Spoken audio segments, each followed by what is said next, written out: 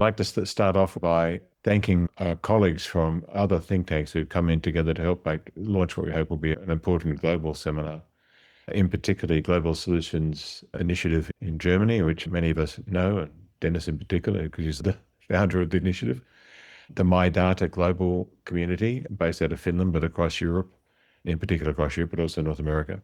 And very thankful to Christopher Wilson, their CEO, and others who've helped us make this happen, and Julia there as well, and particularly the My Data awardees that we'll talk about further. And also to Paul Sampson, the CEO of CIGI, the Centre for International Governance Innovation in Canada. Thanks to Paul as well.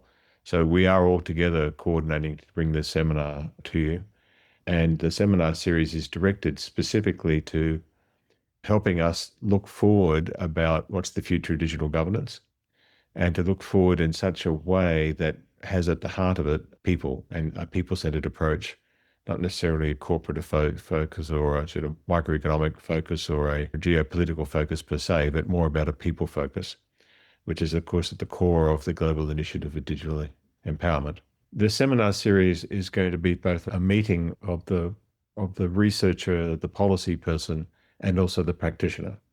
And so our seminars are going to alternate between policy type discussions or research or ideas types discussions, and 2 weeks later by a seminar with a practitioner who's actually involved in making the world work that way, and the practicalities of actually how to put businesses into effect that can actually try to achieve these broad objectives. And we're going to try to start a dialogue across the seminar series about the practical issues of actually doing things and making things happen, with the idea of where should we be going with policy or with research. And so I'd like to particularly thank our colleagues at My Data Global, because they've been particularly helpful in introducing us to a range of practitioners and all parts of their members. The second part of this is we want to make this a library of thought. And therefore, as well as these seminars, we will have, in most cases, recordings made of our seminars, which we will then release as both podcasts and also then as edited videos on a YouTube channel. We're very clear to speakers that if they don't wish to be recorded, that'll be fine. And we actually have got one session coming up shortly, which will not be recorded.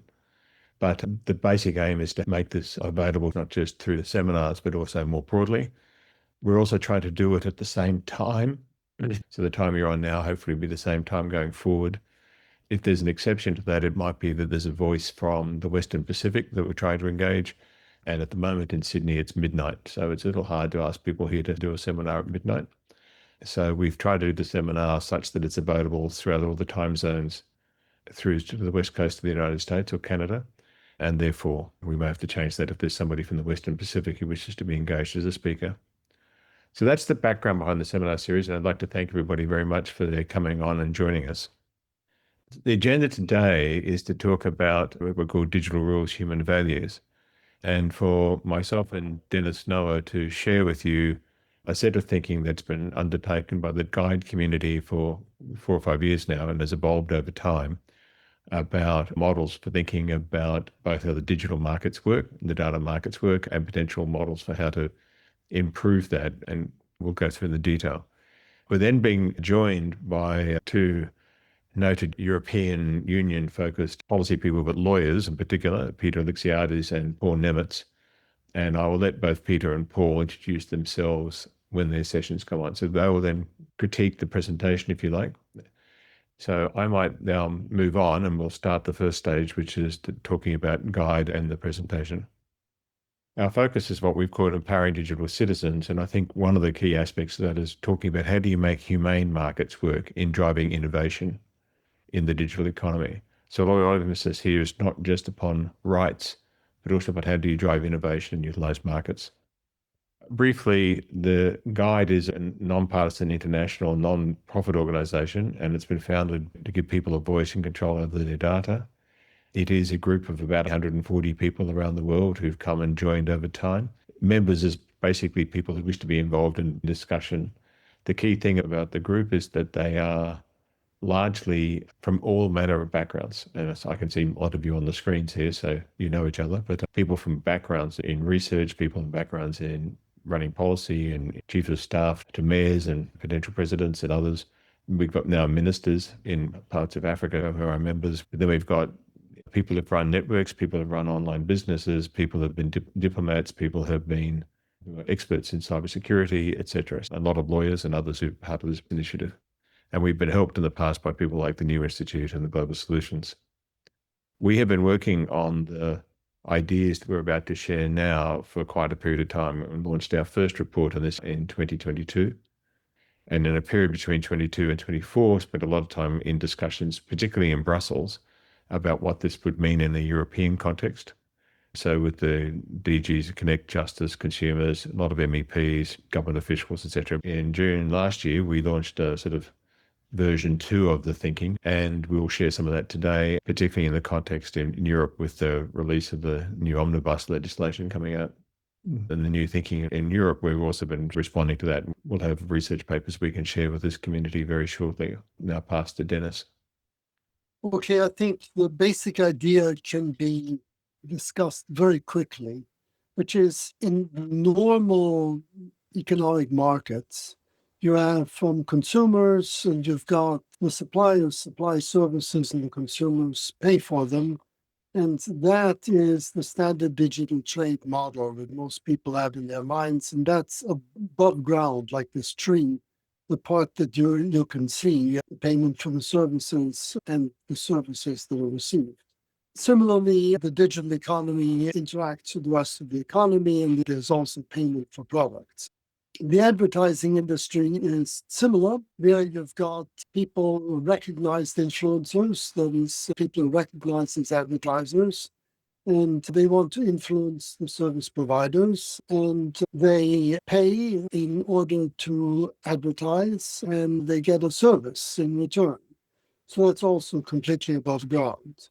So e-commerce and advertising is both above ground, and then underground, you have the digital consumers receiving digital services largely either for free or grossly underpriced, giving up personal information usually without informed consent, and receiving influence usually beneath conscious awareness by what appears on the screen. That is not a market. And this is where the rot sets in, because this is a form of barter, digital barter.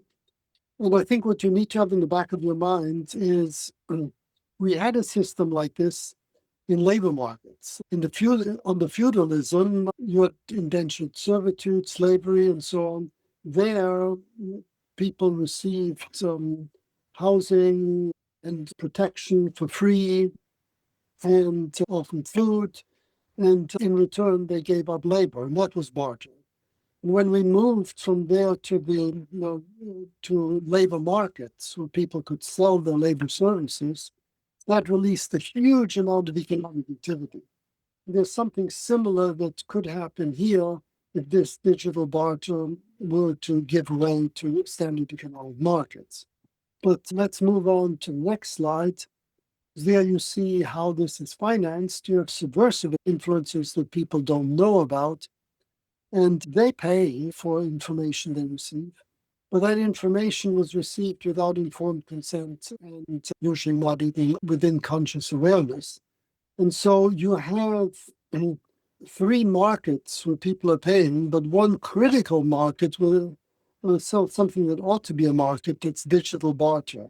And that gives rise to all sorts of problems, some privacy problems, security, manipulation, and so on and so forth. So if we move on to the next slide, so this information is harvested. You can call this digital horticulture, that people are being used, enticed in order for their information about them to be harvested and then sold to subversive and other influencers and other producers.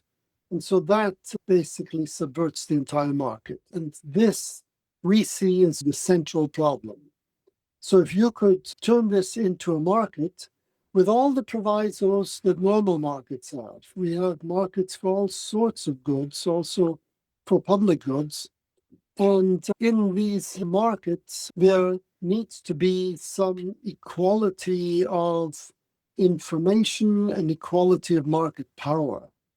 The absence of this market gives rise to all these problems that I talked about. But the one that is usually overlooked is markets are being undermined. Because you don't have a market where all the other markets are being undermined.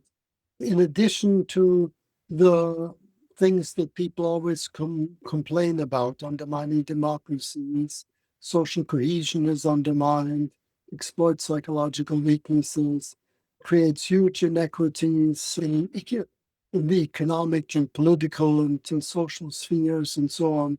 The fact that it is an extremely inefficient system, as barter always is, and because it happens to come at a time of the digital revolution where there's huge technological advances, people do not see the inefficiencies. They're just impressed by the technological advances.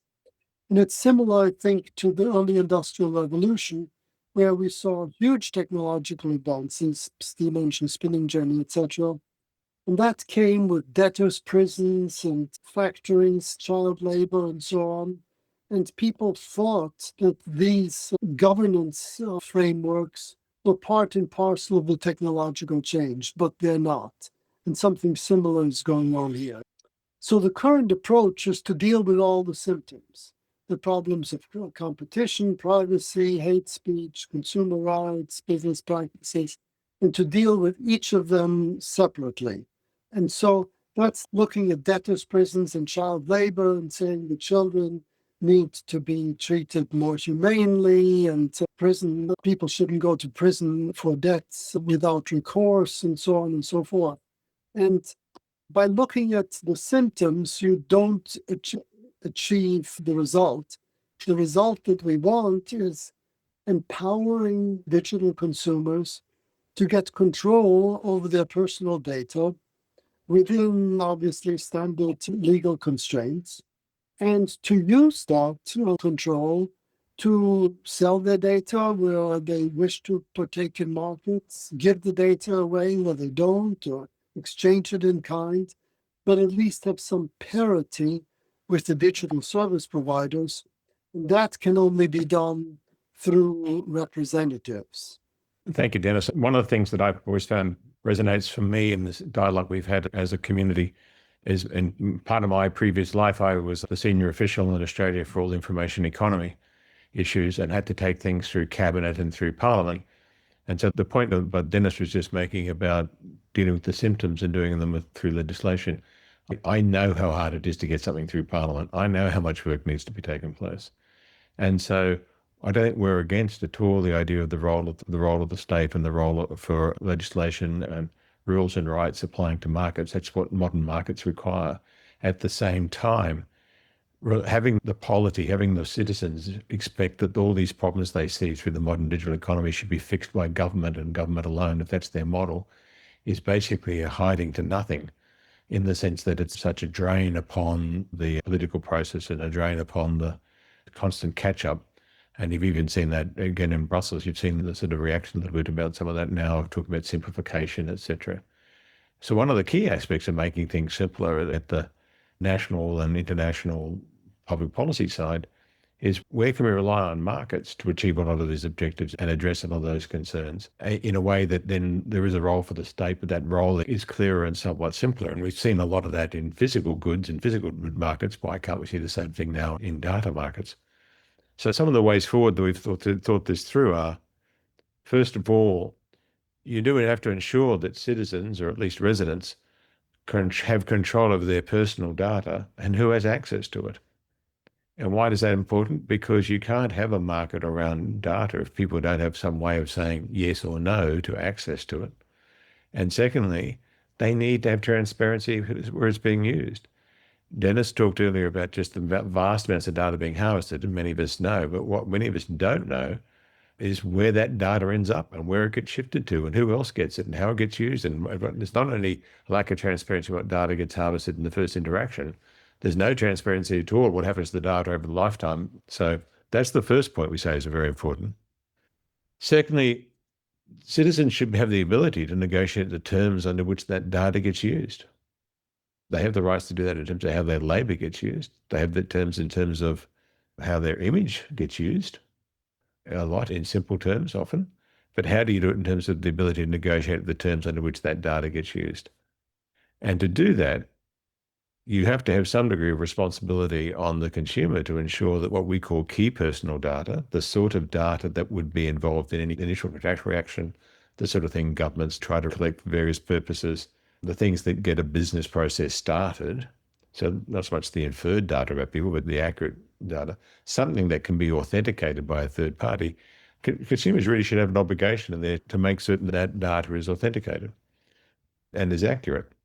And there's all sorts of parts of the market where that happens now. The domain name system is a good example. If you go to get a domain name, you're actually required to update your information about that domain name every 12 months with your registrar because there's know your customer requirements, etc., and intellectual property protection issues within the domain name system.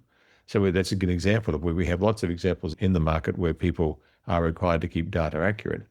So the ability for consumers to do that, I think, is not only important for their ability to negotiate its access, it also gives a huge boon to the economy as a whole, especially to business, in being able to counter fraud. So the ability then to negotiate in a world where we have massive corporations and individuals interacting with them, I think what the experience has been, you can have all the rights in the world, and the rights are very important, but if you haven't got some practical mechanism whereby you get some scale to negotiate and get some change, you're in a very difficult situation. And so we think that one of the key things that needs to be married to the rights of it, the data and how it gets accessed, is they've got to have the rights of association and representation to be able to achieve two things. One, some scale in negotiation. And secondly, then to have access to skilled professionals who can actually come and tell them how those data markets work and give them advice as to what would be good and not to be good. And that we've seen examples of this in other industries, and particularly the rise of the financial services industries. Advice around savings for retirement is an example where there's a whole body of people that move in various parts of the world who are your representative, they are your fiduciary. They give you the advice as to how those markets work and how you would make your decisions about your needs. And so the rights of association and the rights of access to skilled professionals as representatives, we see as a key part of making this market move more into balance of power. We also think that what's important as well is that there should be fiduciary obligations on data operators, people who are data aggregators, that data should be used in the best interest of data subjects. We've had for hundreds of years in the offline world that sort of responsibility where there's an asymmetry of power between somebody who collects data on an individual and somebody who uses it. Doctor, patient, psychiatrist, rabbi and a member of the synagogue, civil servants and citizens, where if there is an asymmetry, the basic rule has been the data should be used in the best interest of the data subject. And there's lots of examples around the world of those sort of instances. We're saying the same things really should apply online. But importantly, if you're able to negotiate and you come to an agreement with someone about the use of data, that should be the evidence that the other side has actually met that fiduciary obligation. So we think there should be an incentive to say to the data markets, the data aggregators in particular, you either can be held accountable for fiduciary obligation and the best interest of the data subjects in front of the courts, or you can negotiate directly, you can agree terms, and the fact that you've got those terms will be seen as de facto you've met the fiduciary obligation. So that's part of the model. And sitting within that also is the role of data commons and the importance of data commons. Now, Dennis, perhaps we've got that here now as key things, but you've summarized that recently as a series of key pillars. Perhaps you could talk to that briefly before we go to the next page. There are four key pillars that become actionable if one takes these provisos seriously. The first is giving consumers control over key personal data in ways that Paul has noted. The second is collective representation by expert fiduciaries. The third is imposing fiduciary duties on these expert fiduciaries. And the fourth is collective negotiation.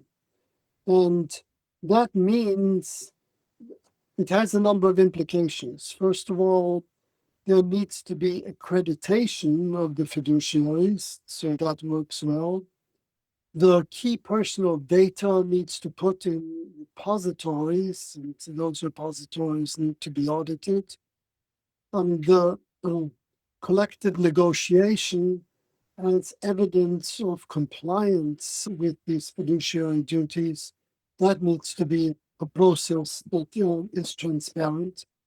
And then there needs to be standardization in markets so that there are uniform fiduciary duties, interoperable data formats, and auditing frameworks. All of this exists in one way or another in the offline market and to some degree in the online as well. But this would help streamline the whole process and integrate it along common set of principles. And I think that's to be kept in mind. And that is what would lead, I think, to simplification of regulations. It would also lead to much more accountability and trust, much more democratic legitimacy. And by making the allocation of resources more efficient through these negotiations, which avoid asymmetries of information and power, they would promote immeasurably innovation and growth. So the four pillars are control over key personal data, collective representation by key expert fiduciaries, imposing fiduciary duties on them, and collective negotiation. And perhaps I'll share now a few more slides, but I'll go through them very quickly, where we talk about the fact that this will then potentially result in a form of an ecosystem where we expect the consumer plays a role, the fiduciary advisor plays a role. There is a place where the data itself is held, and we call that a data registry. We are neutral about where those data registries are. In some markets, the economics has rewarded large data, specialized large iron that manages this. In other places, there's a lot of emphasis for political other reasons about distribution. So this could be all distributed and actually controlled out of your phone. And we don't take a position on that. We just think that the key thing about the data repositories is that the transfer then to the businesses and others interacting needs to be exceptionally speedy. It needs to be the sort of machine-to-machine coded interactions that allow lots of the e-commerce environment to work now, such that this is not an environment where people are sitting there clicking their phone saying, yes, or I agree to this cookie, or I don't agree to this cookie. It's not that sort of interaction. This is, I think about this once a year. I talk to my fiduciary advisor. We come to decisions about what sort of mixes of data I'd like to share and what circumstances with what sort of people. It gets put into code sitting on my repository. And then the digital economy interacts with my profile that I have established. It knows what the rules are. It makes the transfers. It operates under smart contracts. And all of this happens in a very quick way. It's the way in which much of the share market systems work, the banking systems work, the travel agencies and the travel systems work. This isn't new stuff, but it is bringing a new way of taking those sort of rules and bringing it into a new aspect.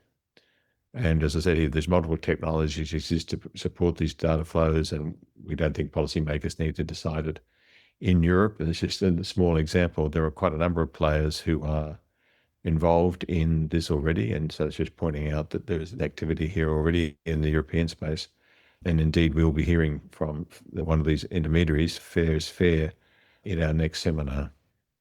Many people could be involved as intermediaries. And so just to give it an example, again, in Europe, just to give it to be true in any other market, lots of people who are presently playing the role of giving advice to consumers who've got large-scale systems from the telcos through to collection agencies to domain name registrar, etc. All of these sorts of relationships and that sort of role of giving advice to their customer base, who could well find that extending that capability is something naturally they could do.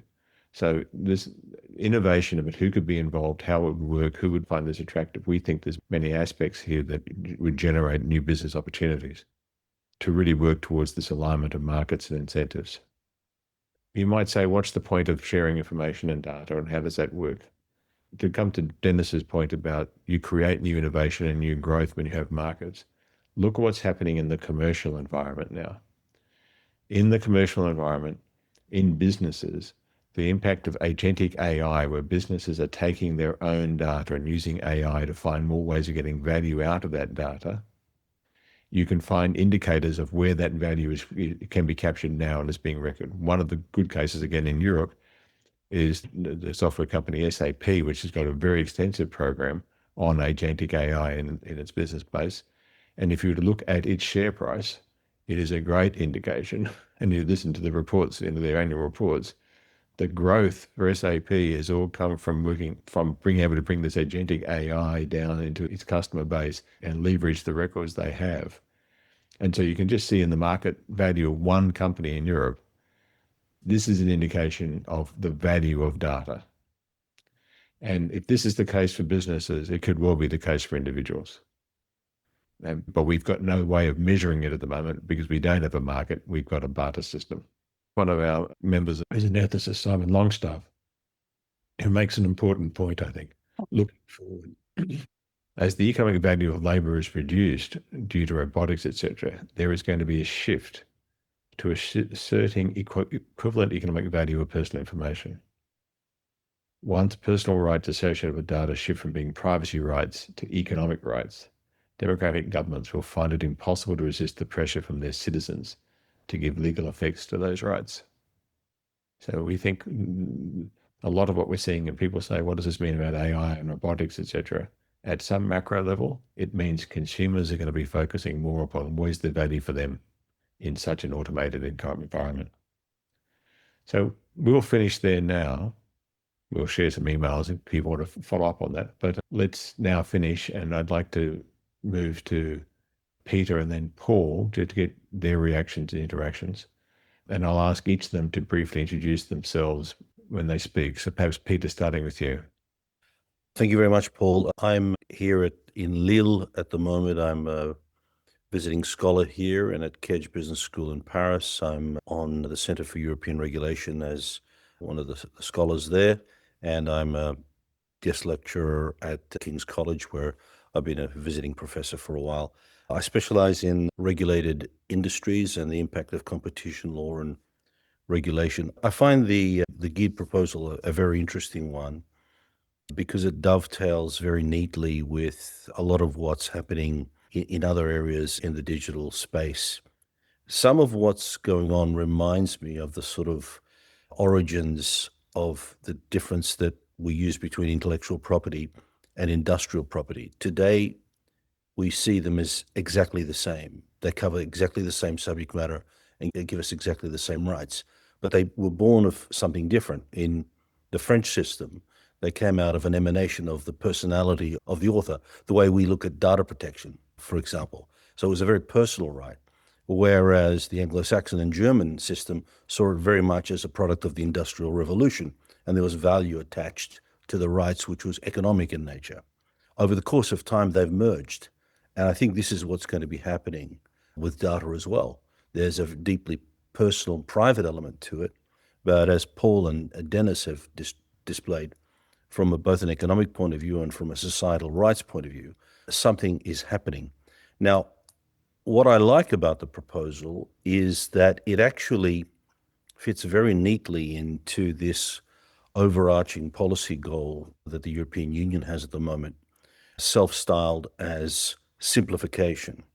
The problem with simplification is that it can very easily degenerate into nothing more than a falling away of regulation altogether.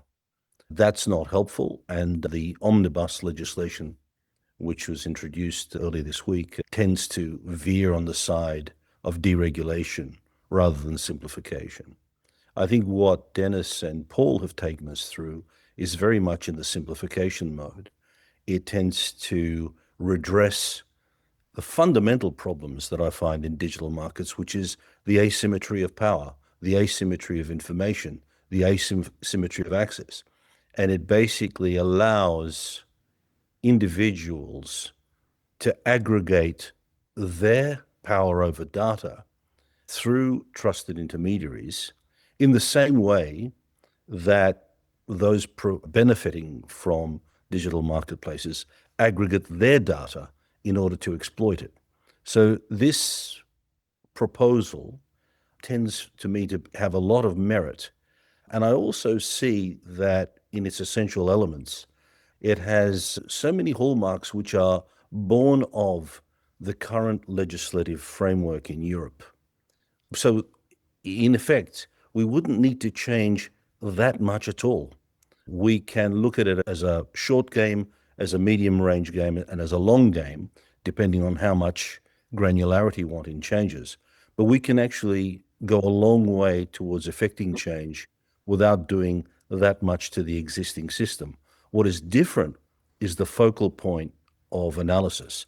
The focal point now becomes the consumer and their control over data through their spiritual amanuensis of trusted intermediaries. And again, as Paul said, this isn't novel in and of itself. We have trusted intermediaries in the insurance world and the financial services world, et cetera, who can play this role. They can, telecoms companies can, because they deal with micropayments, et cetera.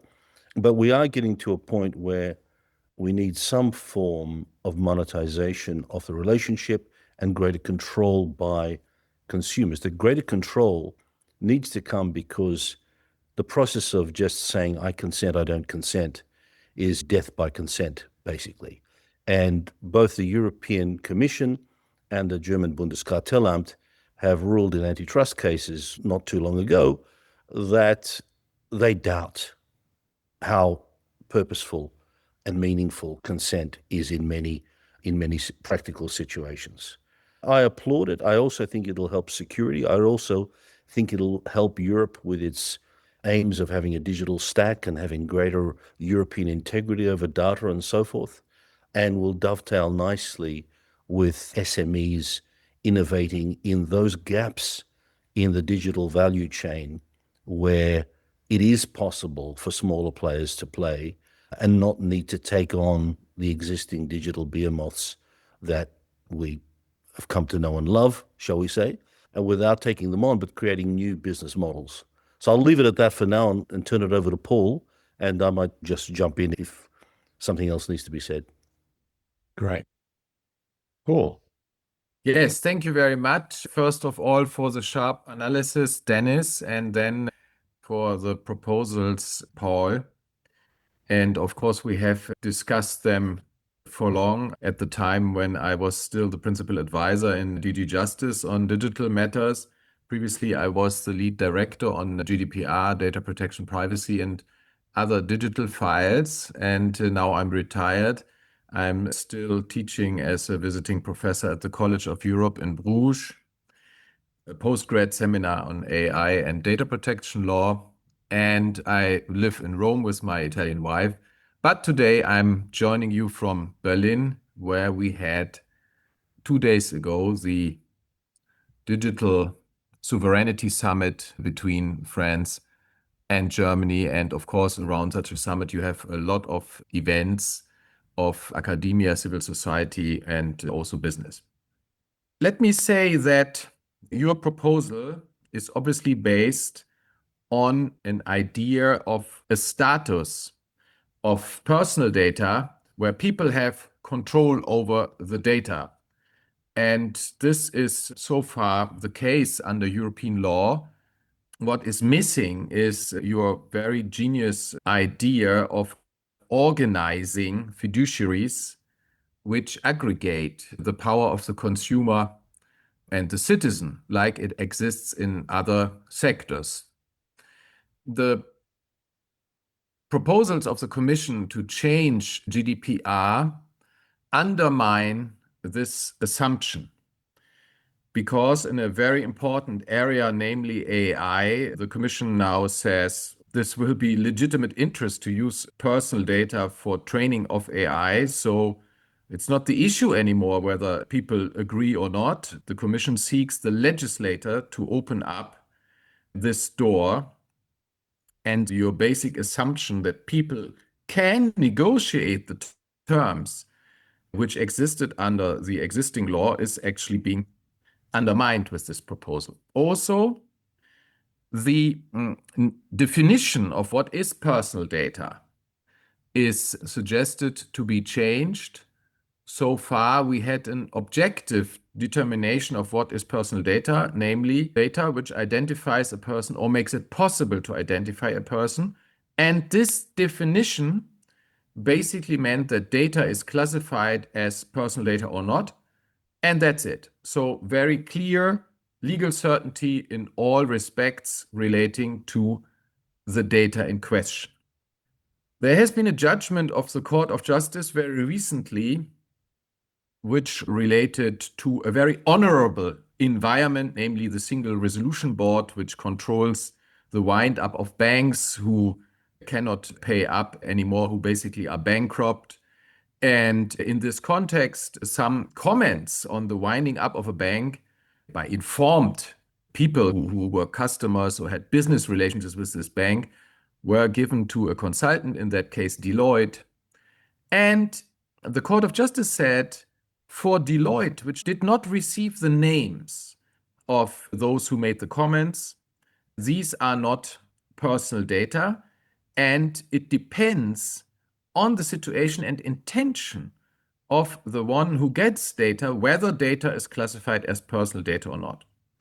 My view on this judgment is that the court was charmed into this by the honorable environment in which this took place.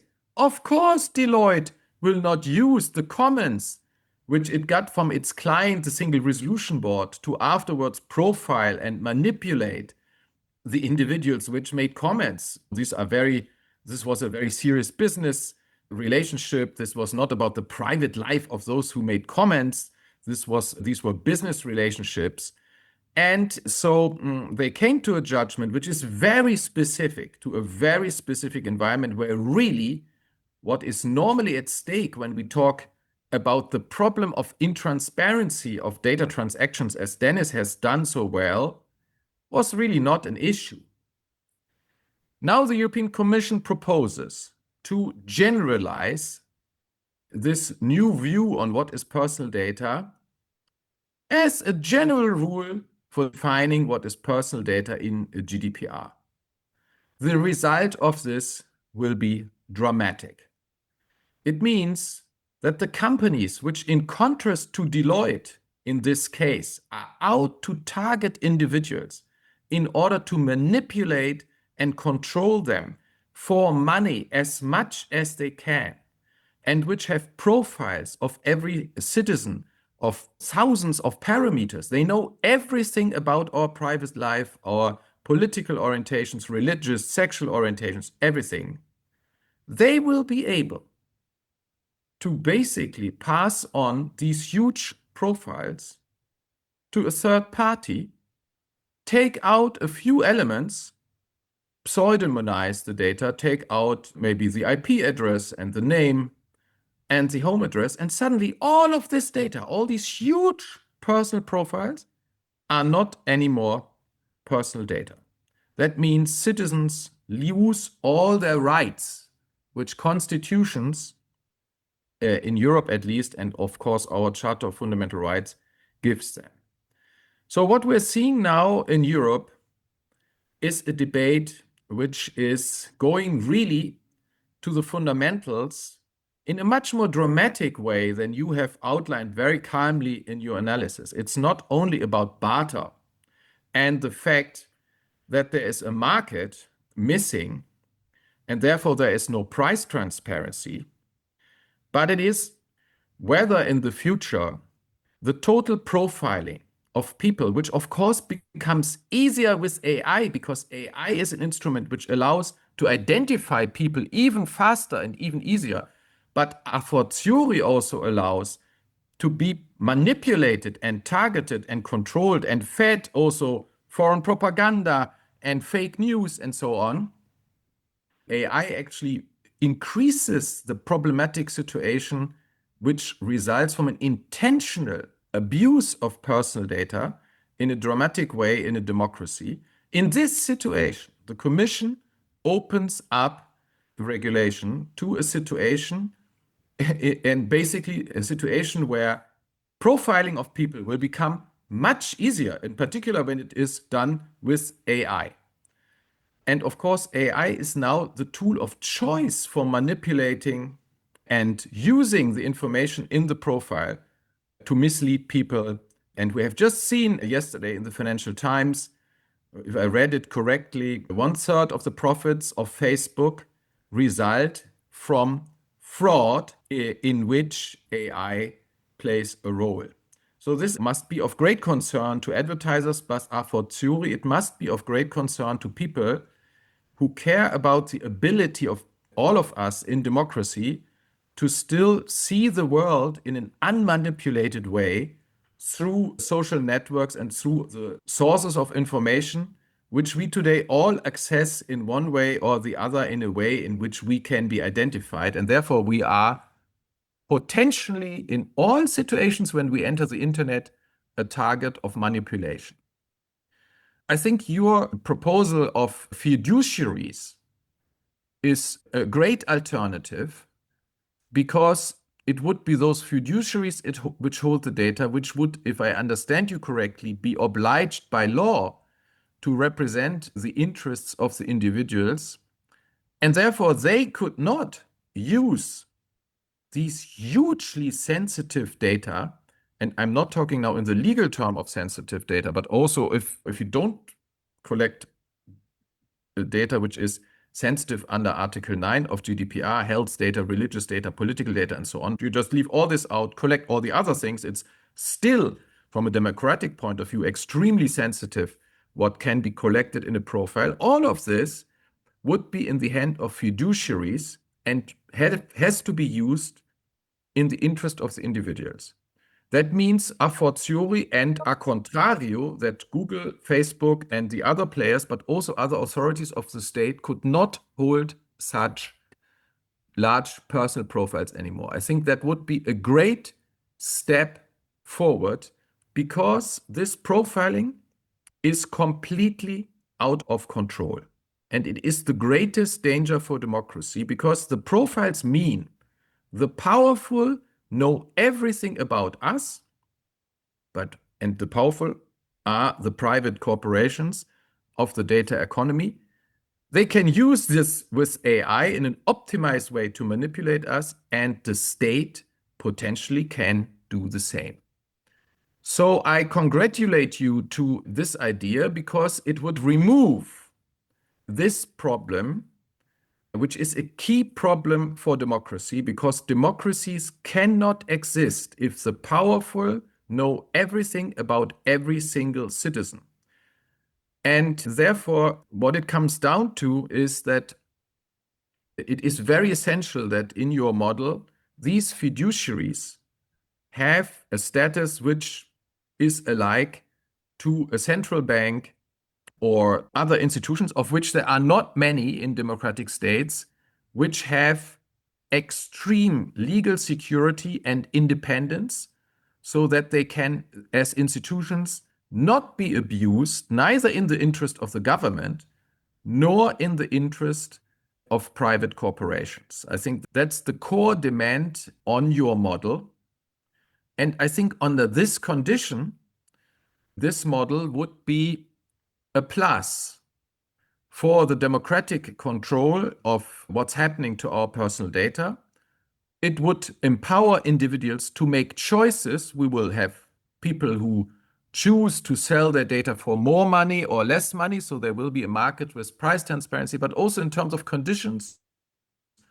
There will be maybe some people who say, okay, my data, this or that data of me can be used for training this or that program, but please not for advertising targeting, but for medical research, it's okay with me. Don't use the data of the diseases of my children, for example. So choices could be made which are informed, like we make choices in relation to other fiduciaries. And at the same time, the data would be correct. There would be no problem of data quality, which would be a great advantage to business then using the data. So I think you are addressing a key challenge of our time in a dramatic situation, because Europe is the only continent in the world which has strong democratic laws on protecting data and privacy. It has constitutional rights in this respect, so the legislator is not free to change all of this. And I'm convinced some of the proposals of the European Commission are unconstitutional, and if adopted, will be overturned by the European Court of Justice. You are making a proposal which could be a way forward both for innovation and productivity, but also a way forward to increase the effectiveness of the protection of choices and of rights of individuals.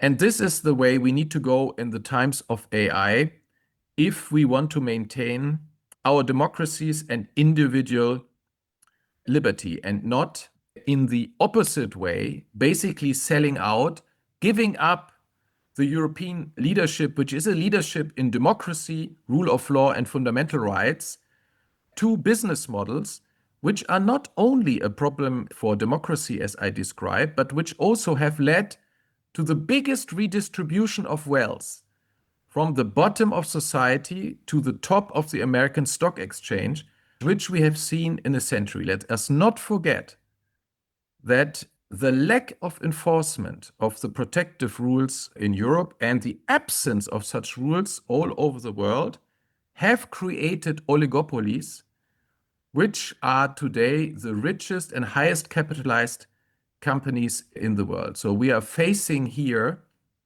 a very political issue in a power constellation which is dramatic.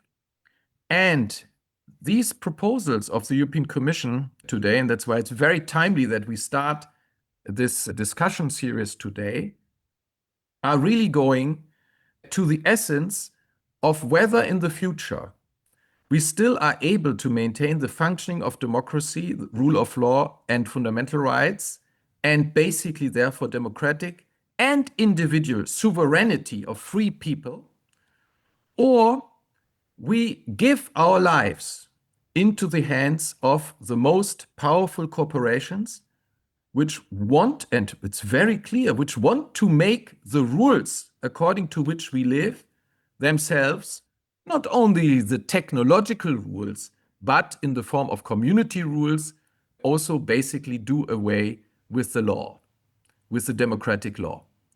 They have been successful with this in America. They have teamed up with President Trump, who in a very illegal way, breaking international law of the WTO and the GATT, is pressing all over the world, countries, and also the European Union, to basically give up protective laws for the people.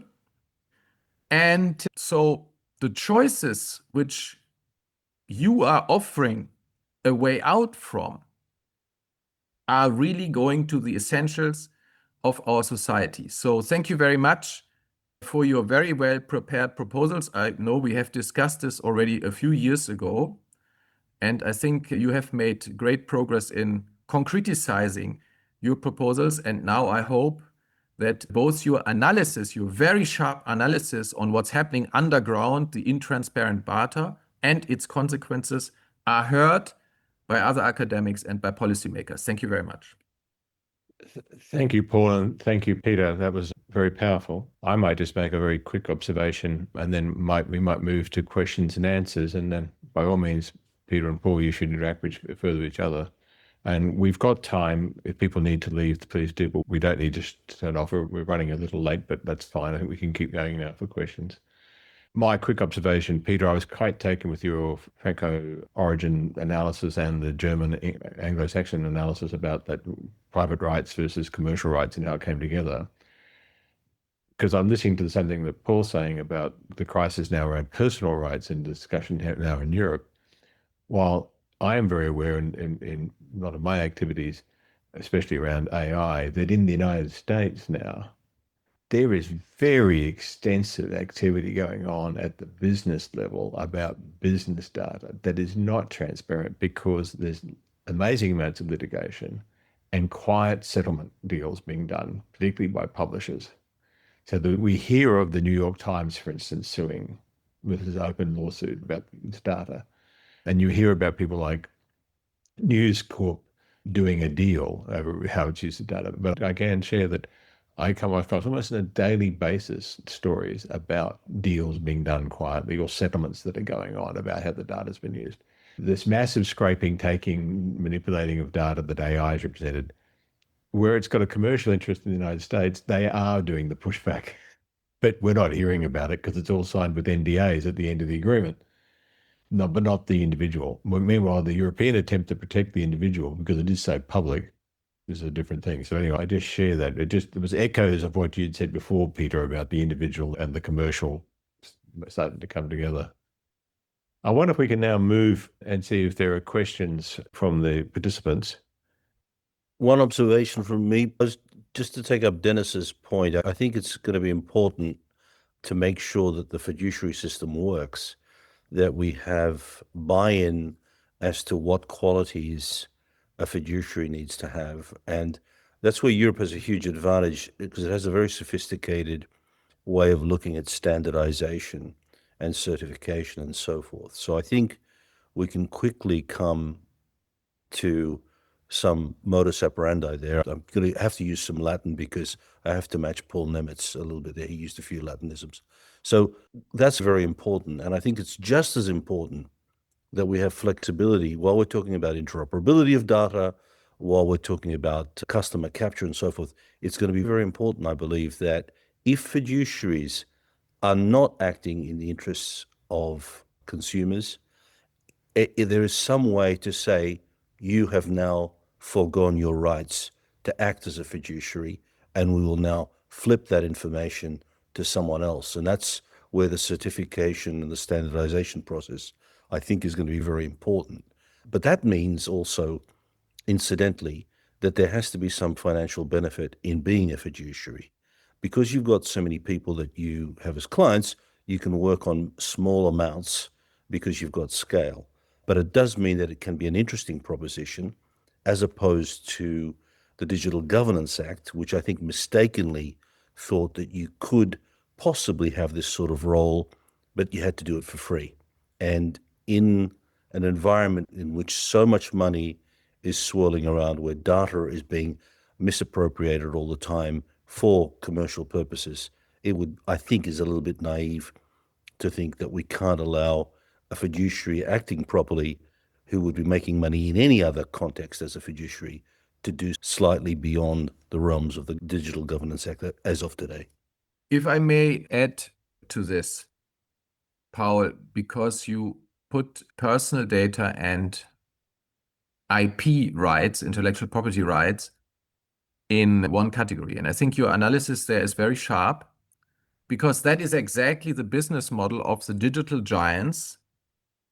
They want to take away anything which is protected by law, which is of value to them, for free and not pay for it.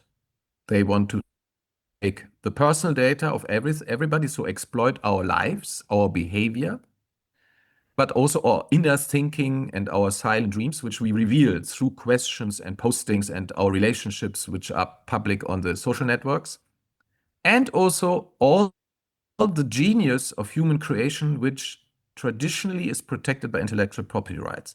Now, what is the common point here?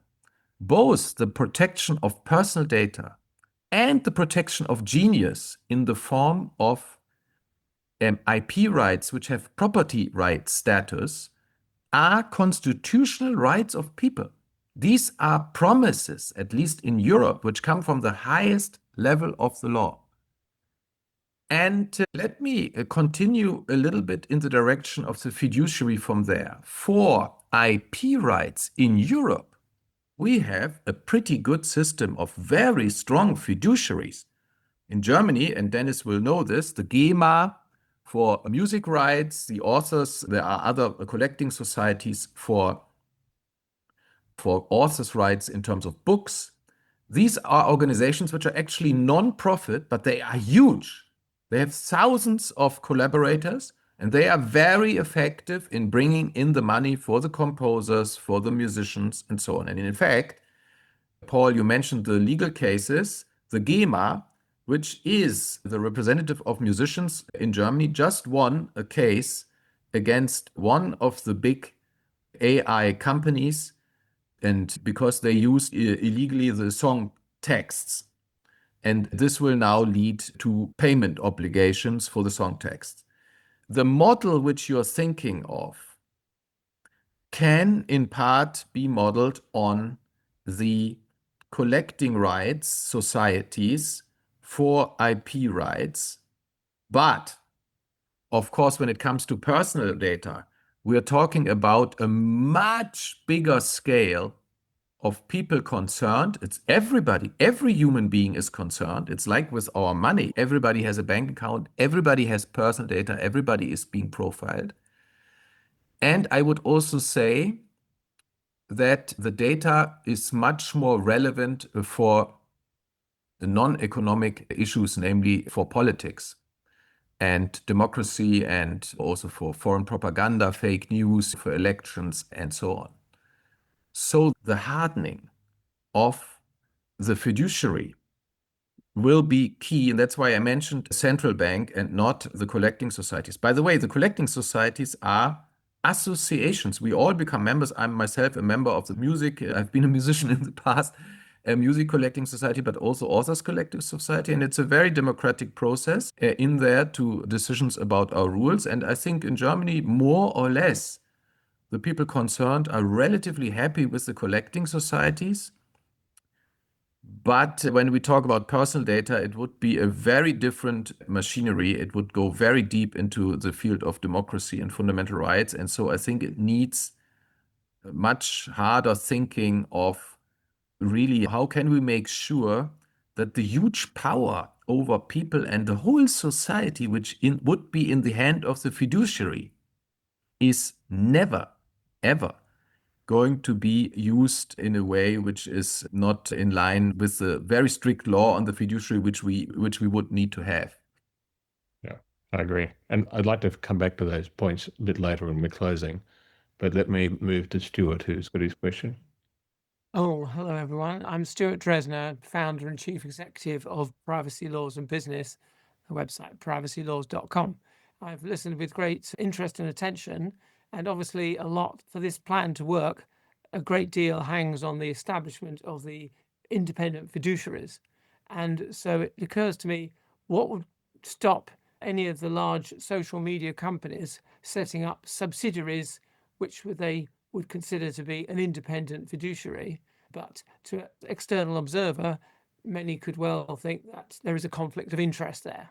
So that's the question. How would really independent fiduciaries be established, and how would one prevent a social media company establishing a fiduciary which would be evidently a conflict of interest? So that's the question. Yeah, no, it's an excellent question, Stuart. And I think we've had this conversation, Dennis, myself, and others, colleagues. We've had this conversations with parts of, say, DG Connect, with the DGA, DMA teams, for instance. And there's been examples already, certainly, I think, in the DGA, if I get this right, Vicente's more the expert than I am on, and you're one of the world's experts on this stuff. But they've had other things where they've simply said, classified as one of these big players, you can't do the following set of things. And so I think you would have to do something along those lines. I think I'll make the point about the fiduciary. I think you're quite right. We'd had over several years a discussion around this issue. And at the heart, and Paul's been aware of this, at the heart of a lot of discussions, we came down to this. How do you get from here to there in this model? And the issue of compulsion. You're going to make it compulsory, right? And so I think we had several years of discussion where the compulsion was, how do we use the political system to make this compulsory?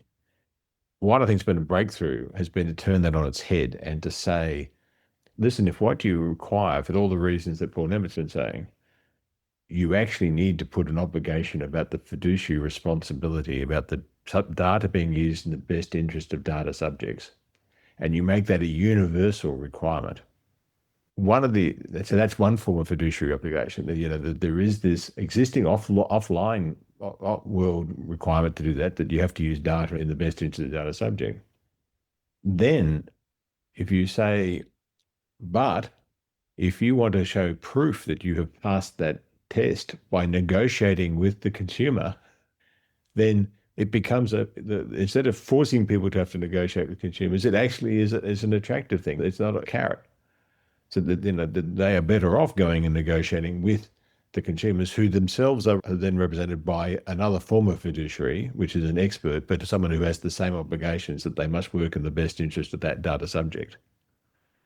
So it's a sort of, do you either have the courts deciding you've passed the overall test of fiduciary obligation, or do you do a contract with a representative, the expert representative fiduciary, and you negotiate that, and that becomes the de facto standard you've passed. If you've got that contract in place, therefore we'll accept it. And so we actually think that might be the way in which we can encourage data aggregators and others to actually want to adopt this model rather than being caught with the somewhat universal and potentially capricious actions of courts, etc., over a period of time. So I just share that. If I could just say, there's one important point that Stuart made, which is how does one ensure that the fiduciaries remain honest? And there we have a significant amount of experience in the offline world with doctor-patient relationships, for example, and that are sensitive to such conflicts of interest. And it is precisely that analog that should come into play with regard to the fiduciaries, where negotiations are not chosen as evidence of complying with fiduciary duties. And different jurisdictions have this expressed in different ways in law, and then particularly in the common law countries, this is a little clearer in the common law. But to take Paul Nemitz's point, we can condense that experience out of financial services and the legal. We've got 100, 200, 300 years of experience of this, of what goes wrong and what goes right. And all your concerns comes from, we know things that have gone wrong in the past. Therefore, we are in a pretty good position to say, what is best practice here? What should we put in some sort of legal framework? Just another point, Stuart, is that we've got a long track record in the telecom sector and in the energy sector, and now more recently with the Digital Markets Act. That's what self-preferencing is all about. It's all about not having a conflict of interest and prejudicing your otherwise objective commercial decision making. So it's not as if we don't have that. In telecoms, for example, you have to have different people negotiating your interconnection agreements from the people who are going to go out to the retail market and sell. So I think that would be an integral part of the selection process. What my points about standardization and certification, they have to come in there and they have to be hard, because if you break those rules, you're out. But it has to be attractive enough for you to be able to want to stay in. Nothing makes you stay in more than an attractive business proposition that would otherwise be lost. Can I just respond by saying I'm a bit worried about this idea of negotiation. We're talking about millions or billions of people negotiating with big social media companies. It's not a very even negotiation. If between one company and another, it may be considered to be equitable, but between poorly informed individuals and well-resourced social media companies, it's not much of a negotiation, in my view. So I think the setting of standards, as you're saying, is perhaps the solution. I think that's right. But one of the things we've seen in the financial services space, especially in the countries where people get to choose where they do with their retirement income, has been an emergence of fiduciaries who are advisors, and they can be large scales, they can be very big, or they can be individual. And one of the things that's come out of that experience has been in incredibly complex markets with lots of people trying to make money out of you, right? Vast things going on. Over a period of time, those fiduciaries have discovered that actually for retirement income, there's only 10 or 15 questions that really matter. And if the consumer has just got to make a decision about those 10 or 15 questions, and then they can still feel like it's their advisor and it's their decisions, but a lot of consequential actions happen in the market just around those 15 things you decide. We may well find in the data markets could be quite the same. We may well find that the experts will say, we've got members on our team, I've shared this, I won't call them out, there are people actually been participating on this call who say to me in this market, and they'll say, there are a bunch of there's so many players here who add no value and click the ticket. And people inside the ad markets now who know who's a good player and who's not, who you want to share data with and who you don't, what that data gets used for or not. We might find that over a period of time that those dialogues between the citizen and the advisor might end up being a little bit similar. If I may, Paul, I think it is wise not to reduce the debate about the fiduciary to models which are partial in society and where we also have observed market failure. In the pension market in the UK, this idea that you have competition of advisors and this is the best for people's retirement, I'm deeply unconvinced by that. And the first question which one has to answer here is, When it comes to personal data, the complete view on our life. So we're not just talking about a partial thing like our bank relationship or our pension. These are very important things, but this is a much more important thing. This is our complete life in storage in the hand of an institution. First question I think we need to ask, is this really something where we want to take the risk that we create another system where we have other types of market failure, which we have seen in this type of market for fiduciary advisors? Or are we following a model which we also see, and I mentioned therefore the collecting societies in Germany, where there is a legal obligation, the law basically says there is one institution which does all this, and the law sets out very strict standards, and this institution is controlled by its members. So I don't know how much you have studied this issue, but if it has not been studied yet, given the all-encompassing substance this fiduciary would be dealing with, all our lives in the hands of this institution, I think that is a question which needs to be studied, and before too easily going to partial models where some competition may have functioned in the past and sometimes it hasn't functioned. That's not an easy issue. Very important matters for people like pension in many countries are not left entirely to the market. Health is not left entirely to the market in many countries, and there are very good reasons for that. And I now live in a country which has the longest living people in Europe, and it has a health system which is basically like the NHS and has 6% of spending of GDP on health, but the people, and this is the key health indicator in the world, the longevity of Italians is the highest. Let's not here fall too quickly on this fiduciary model into an idea which may lead us to create a new market institution in a situation where we want to repair a market failure, because that is what Dennis has described, with a new market institution which may in addition again be a failure. I would say this is a subject which merits deeper work and a separate discussion. Very important point. I'm very grateful. Are there looking for other questions from people who are on?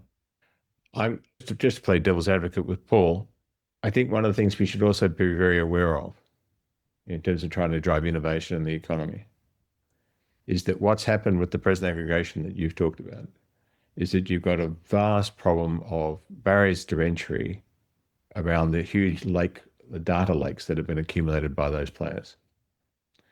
And to a degree, the only way in which new companies and others can actually try to get to customers and try to get and put a proposition is now through those players. And you've only got to look at the Google ad market to see that's right.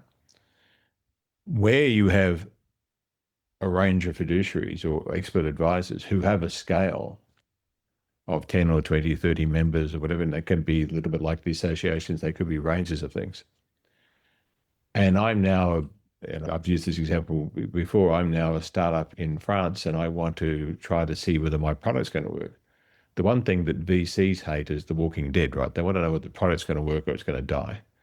If I can come in and say, I can take my proposition to the following 3 associations representing 30 million Europeans with a proposition which says for 50 cents, if you wanted to look at this, would you give it a go? And we'll see whether people are interested in my product or not. We'll know within 2 months. And it may cost 10 million. And that might be increasingly become alternative ways in which new businesses, new opportunities, new approaches can be made to consumers that haven't got to go through and diminishes the market power of these huge data lakes the other people have put in place. So, yeah, I agree with the concept. There needs to be further work on this and we need to talk it through. But in the context of the omnibus legislation, I think the points we've made earlier are probably points that need to be made, particularly to parliamentarians and members of the council, particularly parliamentarians now, about the opportunity of the opportunity that's been given by opening up the legislation for discussion. And you and I both know that 6 months ago, 12 months ago, everybody was saying nothing's going to get opened. And now suddenly they said they're going to open it. Well, let's open it in little ways that could be more productive in some respects than what they've seen. We also have markets where people can choose between a state or a semi-state institution and private players. So, that also may be an option, that if you have fiduciaries, you have some fiduciaries or one fiduciary, which is a state fiduciary or a semi-state fiduciary, like the Sparkassen in Germany, the savings banks, which are owned by associations sometimes or cooperatives and so on. And you have private players, and they compete with each other, and citizens can choose whatever they prefer. Or even in the market, in my own country, we have trade unions, but then we have a state-run body that sets minimum wages and minimum conditions. If you're not in the union, you still get covered by the state body's decision. So, Yeah, my only word of caution would be, I think all those models are perfectly feasible. My only word of caution would be for anything which is overly centralized. If we're talking about such massive amounts of data, we need to prepare for the worst case scenario, that there can be a data breach or something can go wrong. And do we want to have all our eggs in one basket? So I think that's where the sort of collecting society model breaks down, where there's a lot of benefits in having it all centralized. Here, we want enough scale to make it worthwhile and viable, but we don't want that much scale that if something goes wrong, everything goes wrong. I think just quickly on that, there's quite a discussion we need to take place about where the data itself is held, who holds it in specialization. And there is a big argument, and there's people on here who are cybersecurity experts who say having it centralized in some large data iron focused actually gives you very good security. But we've had lots of impact also. We've just seen from the Swiss referendum and others that there'll be a lot of pressure to have the data held in very distributed ways, which might end up being on your own phone or your own. And I think the technology will allow some mixes around that. But again, that's an area that needs to be further explored. Sorry, Dennis. No, I was just going to say that the credit card industry has huge sets of data, and they spend a huge amount of effort to make it secure with considerable success. And so that's a model that needs to be kept in mind. Data repositories are something quite different from the digital monopolists, oligopolists, or other businesses that will be using the data within this new system. So the fiduciaries would gather data, and that data would be held in the repositories with very well-defined rules.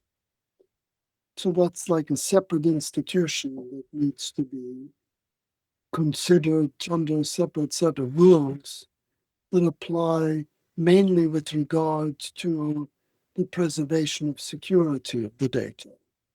If you now go out into the political arena in the present circumstances of the Commission proposals being discussed, I think there are 2 points which you need to address before you come to the specific solutions of like the fiduciary. One is that there needs to be a definition of personal data which is objective. So I think your model will not work with a definition like the court has laid it down in those circumstances which I described. The case is called EDPS, the European Data Protection Supervisor against the Single Resolution Board, C413/23. Generalizing this type of definition of what is personal data would mean that the transparency you need on scale to make your model work would not exist anymore. That's the first point. The second point is you need, for your model to work, the agency of the individual to make choices. And as you said, your model, you want to enable citizens to negotiate the terms under which the personal data can be used. If there's legislation, as the Commission has now proposed it, that the use of personal data to train AI is in the legitimate interest of the AI company, your model is finished, because AI will be all over the place. It is already now, it is ubiquitous. Everything will be done with AI, and there will even be an incentive to do things with AI which maybe you could do otherwise, because under such a legislation, you get the data. So I think you have to team up with those who say at least these 2 ideas are really ideas which absolutely go in the wrong direction. They don't empower people. They make everything intransparent, and they hand our lives over to those who are already the big incumbents of data and AI.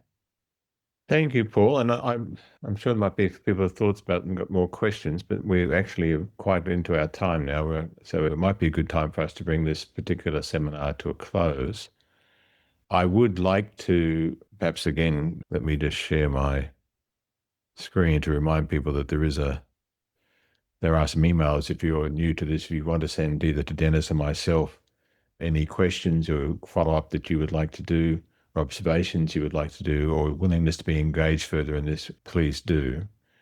Secondly, there is a documentation about to come out very shortly and some publications on this, and maybe Dennis, you can share that now that we might be able to talk to. Yes, we have written a policy brief that will come out tomorrow in Vox EU that provides a short summary of this proposal within the European context. And then there is a longer paper which is awaiting publication, hopefully soon, that goes into this in greater depth. But by tomorrow, the policy brief will be in the public domain, easily accessible, and we can easily send you the link. But Vox EU, which has huge readership, is going to carry it tomorrow.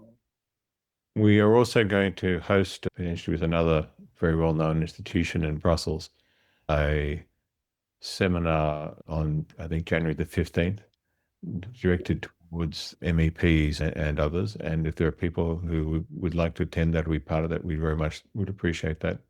I know this. Our presentation today was to give us some introduction to thoughts and thinking which has been going on in GIDE and elsewhere for quite some time and is more universal.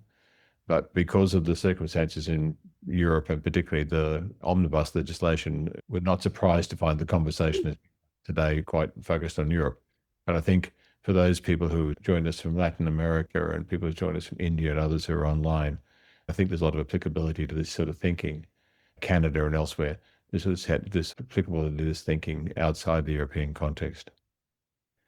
The next seminar, with the help of Christopher Wilson from My Data Global, it will be focusing on the company Fair is Fair, and Ferdinand, the founder, will be speaking. Fascinating story, has set up, focused about how to be a data intermediary. So we've talked about how do the intermediaries, how do the fiduciaries work, etc. Here's a group that's actually in the trenches doing it. And they've started doing it in the Netherlands, and it looks like they'll be one of the first entities to be approved as a European Union data intermediary under the Act. And so this will be a very interesting conversation about just the practicalities of how do you go about this, and how do you raise capital, how do you try to make these things work in the present environment. So I exhort people who are interested in the practicalities of how this works to attend our meeting, which will be on the date that's on the screen. Thank you very much, everyone. Thank you for your participation, and we look forward to seeing you in a couple of weeks.